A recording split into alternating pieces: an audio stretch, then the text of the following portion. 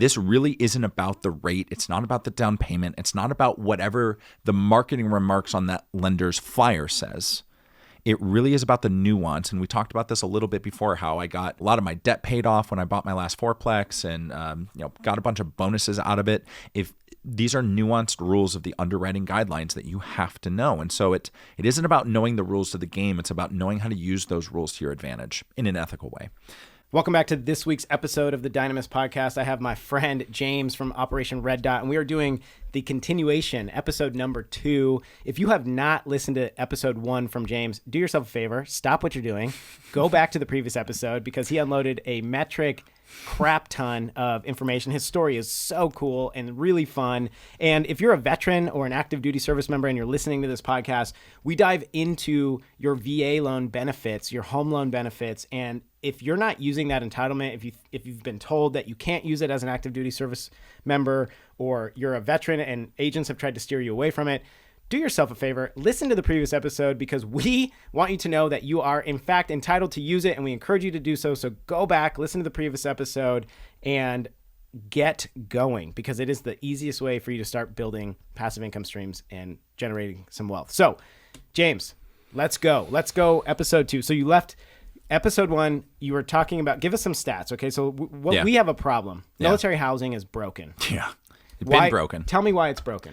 Let's start with the fact that in 1996, the federal government gave a 50-year contract to 5 companies to run privatized military housing across 450 different military installations across the country.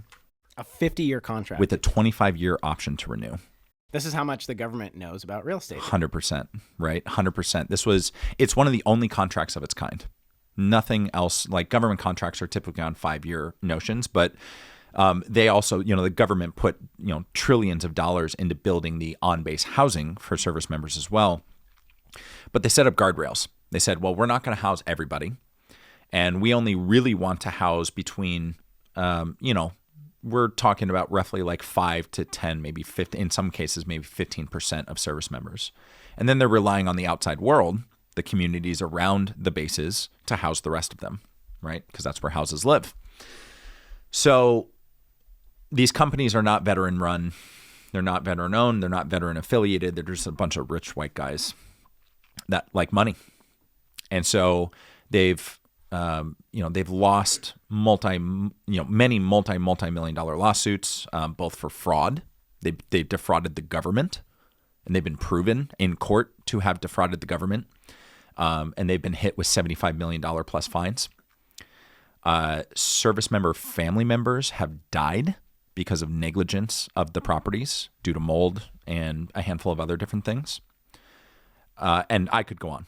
The stories are rich. Let's pause right here really quickly. Yeah. Because, I got nervous for a second listening to you. If you're listening to this episode and you're like, okay, the previous episode was James' story, which is really cool, and how to use your VA loan benefits, but how does this apply to me? Right. Oh, we got you. Yeah, right. We got you in this episode because there's a huge need. And if you are an investor or somebody who's looking to grow an investment portfolio, there is a literal avalanche of opportunity that is safe, secure, consistent, and we'll go into why all of these things are so. But if you want to become an investor or have standing inventory, if there's even a 1% chance, listen to this episode because this is a plan for you that you can execute on. Before we go into the context, back into the context, I want to give an umbrella statement here that says I want investors. I'm speaking. Let me put on my investor hat for a second and my veteran hat because both of them matter here. I want veterans, especially and active duty service members and real estate investors, to stop focusing on the benefits of the loan programs they're looking at and start looking at tactics and strategy. This really isn't about the rate. It's not about the down payment. It's not about whatever the marketing remarks on that lender's flyer says. It really is about the nuance. And we talked about this a little bit before, how I got, a lot of my debt paid off when I bought my last fourplex and, got a bunch of bonuses out of it. If these are nuanced rules of the underwriting guidelines that you have to know. And so it isn't about knowing the rules to the game. It's about knowing how to use those rules to your advantage in an ethical way. And that is where I see most people go wrong. So when I hear somebody go, oh yeah, the VA loan at 0 down. Sure. Great. Fantastic. Congratulations. Everybody freaking knows that. What else can I do with it? And once you start asking that question and going down that path, and real estate investing works the same way, if you focus on tactics and strategy over the simple common benefits, that's where you're really going to hit unlocks. So on-base privatized military housing has a very poor reputation for a reason. But here's where the numbers really get crazy. Let's take JBLM. That's my primary market. JBLM. That's Fort Lewis in Washington. Fort Lewis. Yeah, that's right. It wasn't that long ago they did the joint base. So Fort Lewis and McChord Air Force Base, teamed up through one of their reallocation missions. And ultimately, so these privatized housing guys come in and they build some houses. Cool. How many people are stationed? How many service member families are stationed at JBLM? There's 45,000 currently. They're in the process over the next 12 to 18 months of adding another 4,000 service members. They're starting a whole new brigade here at JBLM. So let's call it 49,000. And they have 5,275. I'm approximating here because the number fluctuates based on how many properties are down because of maintenance issues. But roughly 5,275 homes inside the gates of Fort Lewis. So let that soak in. They have 49,000 families that need a place to live and only 5,300 homes. There's nowhere else for those guys to go on base. So they have to go off base. They're either going to buy, they're going to rent. We've done studies of military members that say military members that are PCSing in, they're being relocated in. PCSing right. is they're changing their duty right. station location. And it's not a choice. I don't go to the Army and say, hey, can I go live in Washington? I don't like Alabama anymore. No, you get orders. They come down and say, you are moving. You've got 60 days. Let's go. So I have to come back to the fact that the Department of Defense is doing this relocation for military families to the tune of $400,000 a year. 400,000 families are moving a year. That means somebody's leaving a rental or a place that they owned, or they're buying one or renting one. So there's this when you say constant demand, it's constant demand. We're tracking over 1,000 families that are on the wait list right now for on-base housing. And what are these families doing while they're on the wait list? They're in Airbnbs. Most of them are in hotels. So we're talking about a studio, right? Just a normal ass hotel with 2 beds. And the average military family is made up of a service member and a spouse, 2 kids, a dog, and personal household goods. So when they're being relocated, they land at their duty station. They check in at the housing office trying to get a key to a house. And of course, everybody behind the desk there laughs. That's cute. Here's a list of hotels that you can go stay in. You can put your name on the list, but it's 6 to 8 months, maybe more, depending on how things go. We'll call you if anything comes up. And of course, that pushes them into, okay, well, what are our other options? Because think about the hotel. Okay, you've got your family all stuffed into this 1-bedroom place for months and months on end. The military's only paying for 30 days of this, and then you go into regular BAH, the housing allowance. So they're getting nickeled and dimed financially. They can't register their kids for school because you have to have a permanent address to do that. We have to know what school district you're in. It's a tax thing, right? All your household goods, all your clothes, all your kitchen stuff, everything that you had that isn't something that you had in the car with you is locked away in storage. You can't touch it because, again, the DOD is not going to let you into this. You got to have a permanent address. I want some people to empathize with that. Imagine that you went to Hawaii and you checked your bag at the airline. Yeah. And inside that bag had your sunscreen and your swimsuit. Yeah. Yep. And you had your carry-on. But you got to Hawaii and all of a sudden you don't have your bag. That's right. And they can't find that bag. Gone. And that's only a week. Yeah. Imagine what that feels like for a week. Yeah. Okay, now put yourself in a position where you have a family and there's things that you need to run your household, appliances, you want to make a smoothie, stupid things, stupid little things, but you don't have them for 9 months. Yep. So we have some issues here. So financial issues, right? We're depleting savings in a lot of cases because, they don't have the money to cover the hotel rate. The military's not paying for it all. They're not paying for it all. We've got some mental health implications here. You ever lived in a hotel for 9 months with your spouse? I lived in a small camper for a month with my wife while we were waiting to buy this house. At any time were you guys wanting to choke each other out? Bro, like, I'm sure you love each other. I couldn't wait to get out of that camper. I couldn't wait. We had our dog and our kids in that camper. Right. No, it's horrible. So there are mental health benefits. There are mental health issues that can stem from this. Anger, and of course, military likes to drink, so that's a thing. So there's this notion of we've got a lot of problems because there's not enough housing, and they're being forced to move here. And you think about this issue right now, where interest rates are at 8%. In that ballpark. And so buying is one less card on the table for these guys for a lot of reasons, which pushes them even deeper into the rental market, right? So there's this whole issue of we've got this constant inflow. It's roughly about 25 to 3,500 families a year that are coming into JBLM that are like, we don't know what to do. And so they're staying in this hotel for long periods of time and ultimately sucking it up and just having to deal with it and dealing with the problems until they can connect two dots together. But even more so than that, that's an issue that I think we need to solve. And the DoD, again, they're not in the business of real estate. Government is not in the business of real estate, but us as investors and us as real estate professionals on the outside can actually do quite a bit of damage to this conversation and fix this problem with the assets that we hold, or with the awareness around, most civilians that have never been in the military think, oh, you join the military, they give you housing. And they're not wrong, except for the fact that they don't understand the numbers are 5,200 and 49,000, right? They don't understand there's the vast majority of that is gap. So obviously, from an investor standpoint, I have a unique advantage. I'm a veteran. I understand the concepts that you're talking about. Yep. I've seen these transitions. Yep. And as an investor, I'm always looking for opportunity. Yeah. Okay. And all of a sudden, you're telling me that there's this huge demand that's consistently showing up. Yep. There's a lack of supply. Yeah. And I, as a real estate investor, I'm like, oh, great. We can solve this problem. Yeah. But it's vastly complex. Yeah. The DoD is very hard to work with. Yep. Hard to understand. Yeah. Hard to gain access to. So, obviously, I think from the surface level, we can all see here's an opportunity. Yeah. But how do we solve the problem? It really comes down to there's only two ways that we can do this from the investor perspective. We can either build more inventory, which is where we get into talking about development projects and commercial multifamily, mixed use commercial, or just PUDs, single family PUDs, or reallocating existing housing.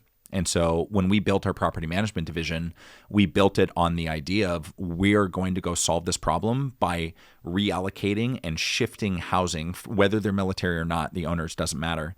But we're going to take people who want good property management that exist inside the fence of what I would call the JBLM zone, which is basically, you want to be thinking 30 to 40 minutes outside the main gate of whatever base it is that you're talking about. So for JBLM, we're looking at the 10 or 11 cities that border JBLM. And so we built a really incentivizing property management model that gave the investors more money, but helped us get more inventory. So for every unit, every apartment, every single family house, every complex that we can get our hands on is now being funneled into that community. And it's going to the people at the housing office on base and all that kind of different stuff. So we either build it and develop, or we reallocate. So tell me about this model. Okay, you've developed this model that's more profitable. How? So I'm a real estate investor. I own properties out of state that I'm not licensed in as a brokerage, which means I had to go hire a property manager. And what an interesting experience as a property manager going and hiring another property manager. What I ultimately found, and this was through this path as well, but also we have a lot of clients that have been coming into the property management division over the last 5-6 years that are sick and tired of their property manager. They're getting nickeled and dimed with fees. It's long-term contracts where there's no accountability to the property manager. There's lacks of communication, all this kind of stuff. So one of the first things I ask for in these situations is, hey, if I'm going to help you get out of this contract, I need to see what you agreed to. And so send me the contract. So I see these contracts and it's got 2 pages worth of fees for everything and anything you can possibly think about. And it's written kind of like a real estate contract where it's in the favor of one of those parties typically. And property management contracts fits the same bill. So the way that I thought about how I would want my property managed is I need consistency in my cash flow. That's number one. And that's such a big and difficult thing to get, it seems, in the property management industry, because all the other models are built on what I call the U-Haul model, where I'm gonna rent you this truck for $19.99. Sounds pretty nice, right? That's cheap. I got $20. I can do that. But somehow the bill ends up being $350. Why? Right? It's because there are hidden fees. Everything was an upsell. You thought you were getting the truck, but all the stuff you really needed for the move was not included. And so the way that I think about the model, for me, this is how I would want my properties managed, is I want flat rate all-inclusive. I don't want to have you come back and tell me, oh, yeah, we signed this contract for management, but this piece over here is extra. That's going to piss me off, right? I don't want that. Tell me everything up front. I need clear and explicit communication from you. What am I really buying when I sign up with you? And the advantage is that you have a constant inflow of tenants. So like vacancy, I heard you talking about vacancy rate. Can you share what your vacancy rate is? Our vacancy rate over the past 7 years is 0.04%. 0.04. So I'm assuming you have a list of military personnel that need a place to go. How are you getting these people? A lot of different ways. So we are an approved, you have to go through a very long and arduous process with the base, but we are an approved property manager with Joint Base Lewis McChord. And so we actually get access to some of that 1,000, the list of names that are on there. And we're promoting, and basically everybody who comes through the base is getting a list and saying, these are the people you should go talk to. And we're one of them now. There's not very many. We're doing a lot of Facebook ads. We're advertising in bases that are feeder bases to JBLM as well. So we're trying to capture them when they get their orders. So the ad might look something like, are you PCSing to JBLM? Get housing now, right? And so we're advertising in Germany. We're advertising in Korea, Alaska, Hawaii, San Antonio, and Fort Bragg. Those are our main spots. As they're departing. That's right. They're coming. You're going to capture them here because they've already... It's an interception. Because what they're usually doing is getting here and realizing that, oh, this is way worse than I thought it was going to be, and now they're stuck in a hotel. If I can get them 45 days, 60 days before they're actually here, I'm standing on the porch with your rental property, right? I'm standing on the porch with the key, and they're already moving in, right? So every investor, and here's another good point, is that every investor who has a property management company, or not, maybe you self-manage, knows that what kills your bottom line is turnover.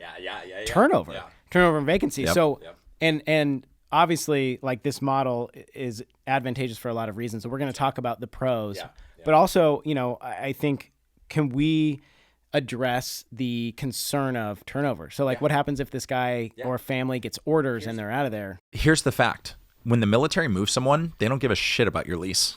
It doesn't matter to them. Their living situation means nothing to the government. So yeah, I have an active duty tenant who is in dead middle of the lease. So we signed a 12-month lease. We're 6 months in, and he calls me up and he goes, "Hey man, I just got orders. I'm moving my family to San Antonio," or whatever.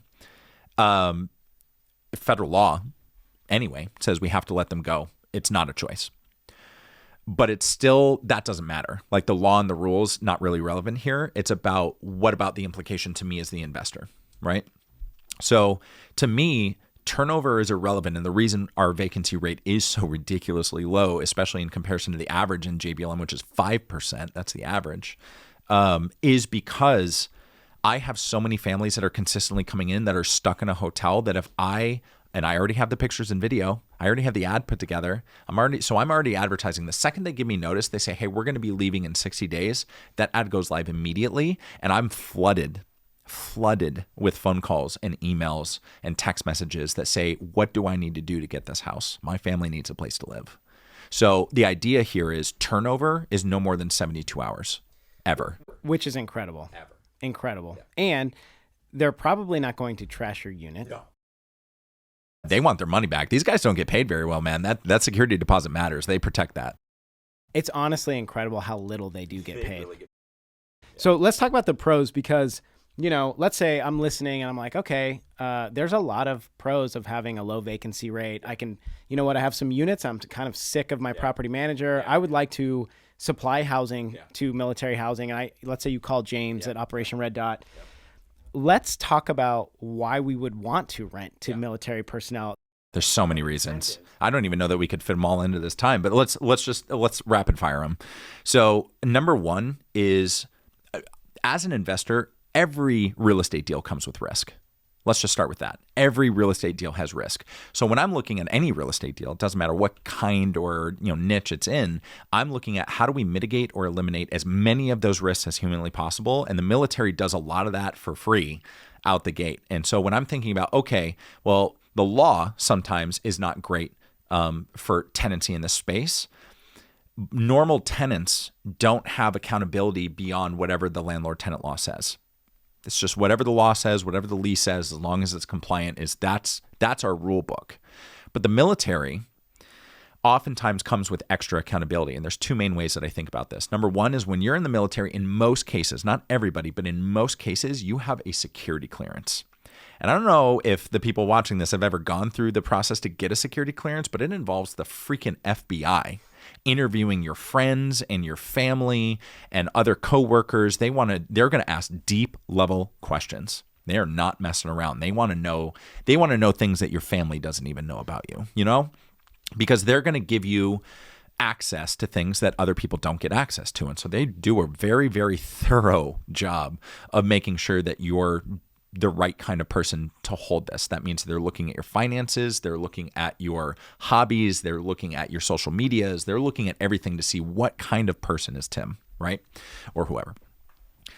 And so when you've got a security clearance, that is always at risk. You go into foreclosure on a house that you bought, your security clearance is probably toast. You're going to lose that. And if you lose your security clearance, it just has so many negative implications, right? So having people who are typically going to be on that higher level because they've been through basic training and we've got a higher level of person anyway, because it's been burned into them. And also too, like, unless these people are married, right, they're typically not entry level privates. Right. Yep. We're talking E4, E5, young officers. Yeah. So they have a little bit of experience, life experience, under their belt. If you're single and brand new, you're not even allowed to live off the base anyway. So there's protections for that kind of stuff. But the other, and I think the bigger one, is the military has a chain of command.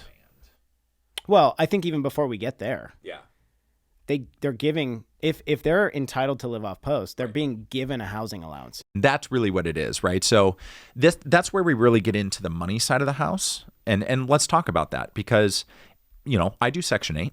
Some of my properties are Section 8. And Section 8 gets a lot of shit. And sometimes for good reason. Yeah.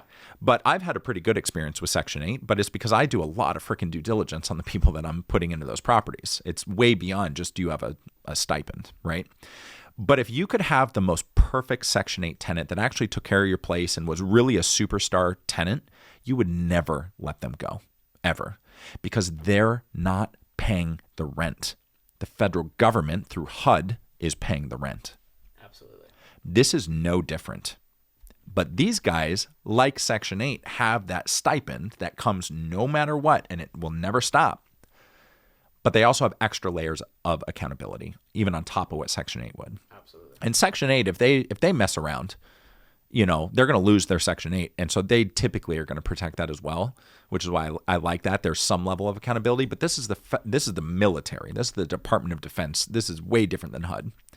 And so the consistency and guarantee of funds is a big deal. And I want to briefly talk about the rental partnership program because this is also a very interesting, like, another bunny trail that you can go down as a real estate investor. So we're also approved through this program. It's hard to get into, but basically what it does is it says, we have these people on this wait list that need a place to live. You have a house. It has to be inspected just like Section 8 by the government. There's some extra hoops that you have to jump through, but the benefit here is instead of the money, so like the housing allowance typically is in their paycheck. That's how it goes, right? So on the first of every month, you're getting your paycheck, but also your housing allowance, and then you're paying rent with that. But is there a possibility that service member is too deep into debt and decides to pay his credit card before it goes into collections, or pays his car note before he loses his car? They've made bad financial decisions and they reallocate that BH money somewhere else. That's possible. I've seen it happen. It's very rare, but it's possible.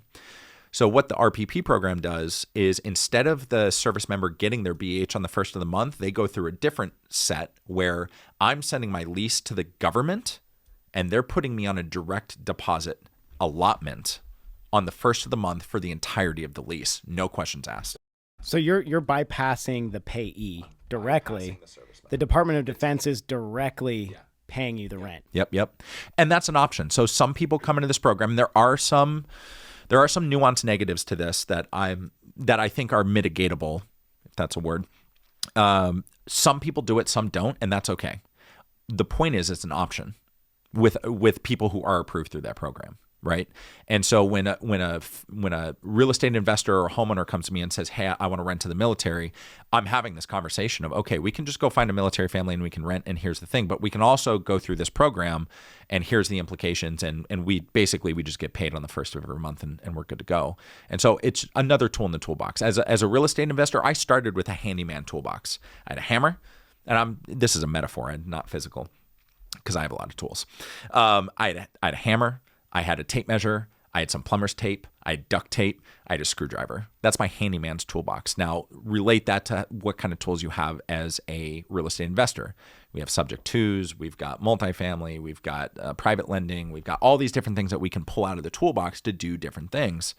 The idea is we want to build up that Craftsman toolbox that's 2 stories tall. It's got the plugins and the lights and makes you coffee, that kind of shit. That's what we're shooting for. And RPP is a tool, right? It's just one tool that isn't always appropriate for every house, not appropriate for every unit, but sometimes it makes sense. And if you're looking for that extra consistency, that is literally a guarantee from the federal government that you're going to get paid. That's one step above even the military, who's already a pretty guaranteed thing. Like, that's where I would go. Well, and here's what you were talking about: accountability and chain of command. And what the security I like with, leasing to military families is, well, James, what happens if we have a problem? What if they don't pay us rent? What if they get drunk and punch a hole in the wall and dance on the washing machine and mess it all up? Which, again, military does like their alcohol on occasion. That could have been me at one point. Yeah, could have. You never know. But the idea here is no leader in the military wants one of their soldiers or airmen or whatever they are on the blotter report. That's the worst place for you to be, because now you're under a microscope. So when there's a person who signed a contract with the federal government that does have a clause for the government's gonna give you a housing allowance, and in that contract it says, I expect you to use that on housing, and if you don't, you're gonna get in trouble. And so if I, for any reason, I've been doing this for over 10 years, I've never had this happen, but it's a good concern to talk about. I love talking about hey, I'm worried about this, But if it ever did happen, I know what unit they're in. I have their pay stub, right?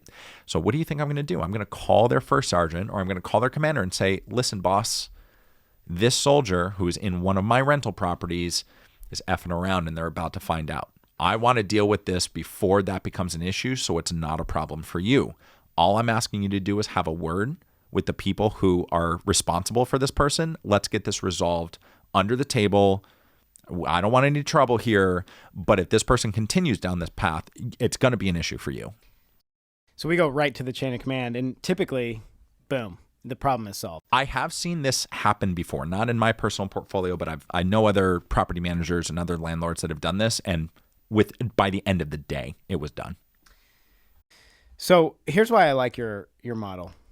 Here's why I like, first of all, who better to serve the military? Yeah. Right? 100%. Then veterans, because we actually care. Yeah. We actually give a crap. We also have an ecosystem. Ecosystems give and take. They have to, right? And I think that's why I'm drawn to it so much, of niching down in this space as a veteran. I think there's anybody and their mother you look at a lot of loan officers and agents that are around military bases. They have military expert in their tagline or in their email signature.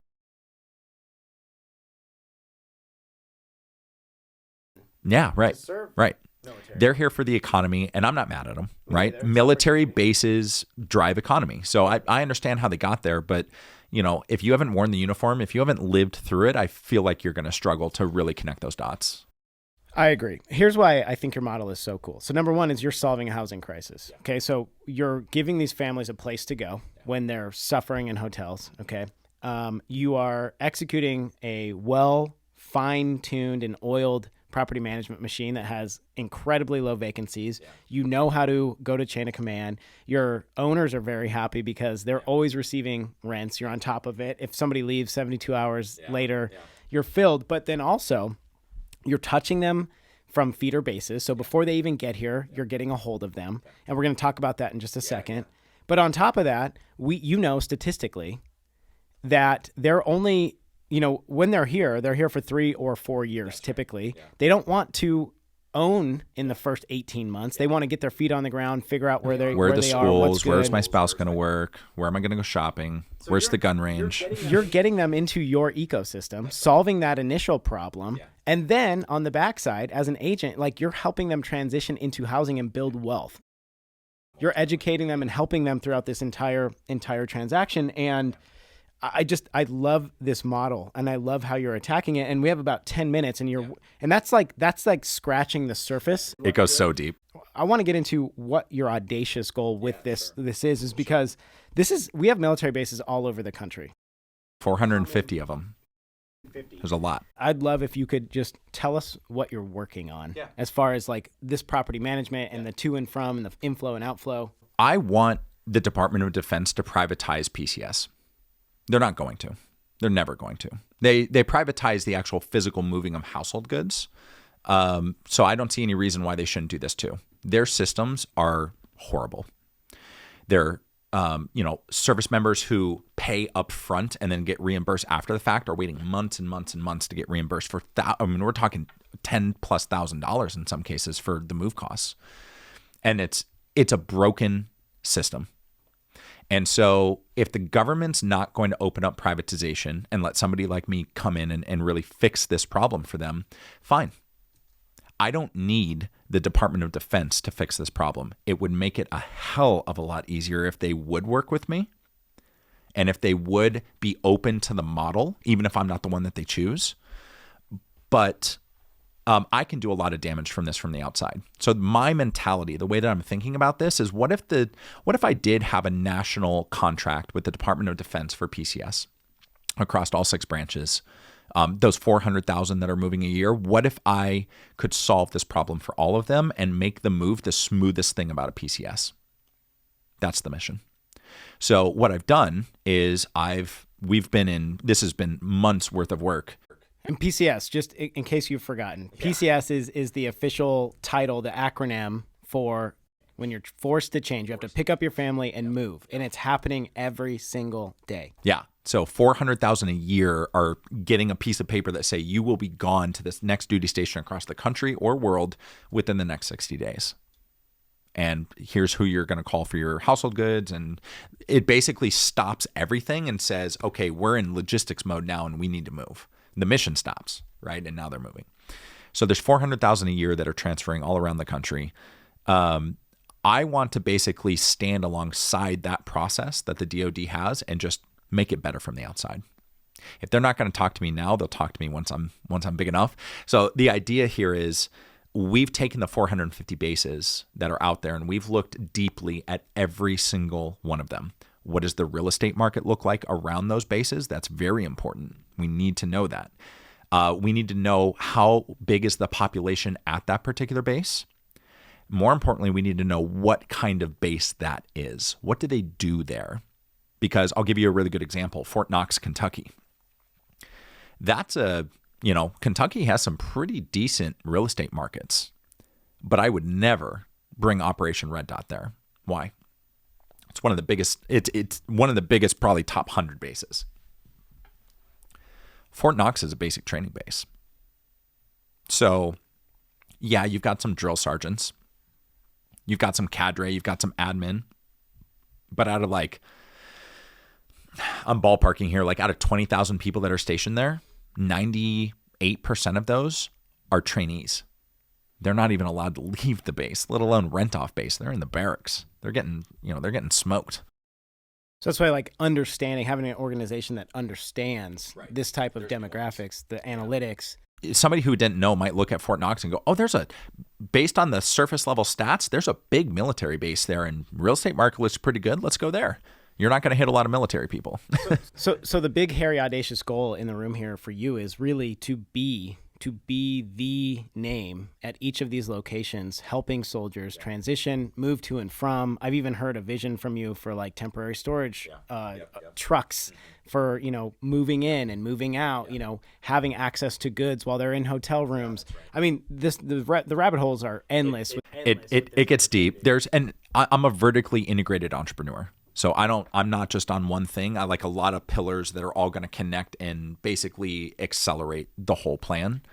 And so when it comes to what I'm really trying to accomplish here, I've whittled down the 450 to 75 of the top biggest and most strategic bases that the Department of Defense has, that also correlate to very strong real estate markets that are just very good ecosystems for real estate investors and for us to support this mission. So we have the constant demand coming in. Real estate markets are very strong. There's a lot of good inventory in that area. And now it's about pivoting. So, I mean, the ultimate goal, like the true 5-year goal, is I want Operation Red Dot to be the household name in military housing. That's the goal. When these guys when they get their orders, or when they think about housing, or hey, maybe we shouldn't be renters anymore, let's go think about buying, or how do I become the landlord? How do I use my VA loan to go buy a fourplex like you did? I want them to be thinking about, we should go talk to Operation Red Dot, because we do come from that realm. I wasn't an agent. I didn't come into real estate as an agent. I came in as an investor. And that's a unique perspective in the space for sure. That's exactly how I entered the industry too, as an investor first. I want to shift gears a little bit, and I want to leave with this, because this is really, it speaks to the opportunity for the current investor of okay, well, how can I contribute? Yep. Well, you've talked about a number of things. Well, first of all, you forgot to mention that you have authority on this because you sit. Oh yeah, the task force. Tell me about that really quickly. So this was established in 2020. It's called the JBLM Housing Task Force. It is it's basically an organization that the garrison leadership, so think of the mayor of the base and all of his cronies, and then also people like Congresswoman Strickland, who sits on the U.S. House Armed Services Committee, Senator Nobles, which does a lot in the Senate for the military community here at JBLM, also senior planners and developers, growth development managers, mayors. We've got a slew of different people that are on this, trying to tackle this from a lot of different. And you sit on that. Well, I don't sit on it. I'm the chair. You're the chair. Yeah. And so you have access to this information far before a lot of people do. Yeah. But here's what is really exciting to me, and I want to bring this to the audience, because if you're listening, you're like, great, this sounds cool, James, go get it. But how can you participate? Yeah. Well, on the management side, you have so many people that need housing that you have literally no inventory for. Yeah. And we should talk about that, because if you're an investor who has some inventory, or you want to partner into some development, at the meetup, we had a land developer, we had a build to rent syndicator. Okay. And these are people that we can partner with to provide housing when there's a guaranteed demand right now. We could build fully leased. We could build knowing that we have historic low vacancy rates before we even get a certificate of occupancy right now. And it takes partnership from people who are sitting on land, sitting on inventory, want to raise capital, who want to come alongside you and say, James, your niche is this military thing. Let's do this together. And I'd love if you spoke really quickly on the benefit of this, because a lot of people that are in the military, they enjoy, as crazy as it sounds, they enjoy living on post. And there's a number of reasons why they live on post. And just talk about that model and what your vision is to replicate off post. So there's two things that I think about. Again, it's about controlling the inventory around the base or creating the inventory around the base. So I'll talk about the first one, the controlling the inventory. I mean, anybody who's got assets, whether they're, we have a 60-unit apartment complex, we've got a 20-unit, we've got an 8-unit, we've got a $70 million worth of single-family homes. We've got a wide variety as far as management goes that we make it stupid simple, truly passive. So if you're looking for the easiest property manager you've ever had in your life that makes your life the easiest it can be, I want to have that conversation, around JBLM, but eventually as we expand, we'll be taking it everywhere.